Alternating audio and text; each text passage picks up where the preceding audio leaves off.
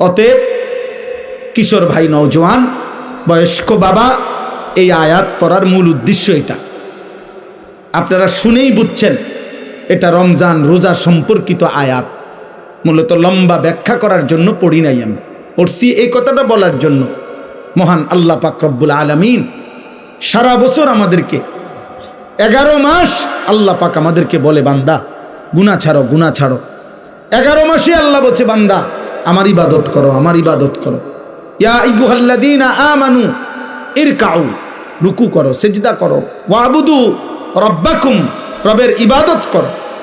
কিন্তু বলতে বলতে 11 মাস পরে আল্লাহ যেন আবার মায়া করে বলতেছে, আচ্ছা বান্দা যাও, 11 মাস কম বেশি হইছে, ঘাটতি হইছে, ঠিক মতো হয়তো খেয়াল করো নাই, তুমি কিছু ভুল করে ফেলছো, বান্দা ঠিক আছে, সব কিছু ঝেড়ে মুছে আরেকবার ঘুরে দাঁড়াও, আমি চলো, ঠিক আছে বান্দা, আমি আল্লাহ মূলত চাই। একটা কথা মনে রাখবেন, আল্লাহ মূলত বান্দার ব্যাপারে চায়, আল্লাহর প্রথম চাওয়া বান্দাকে মাফ করে দিতে।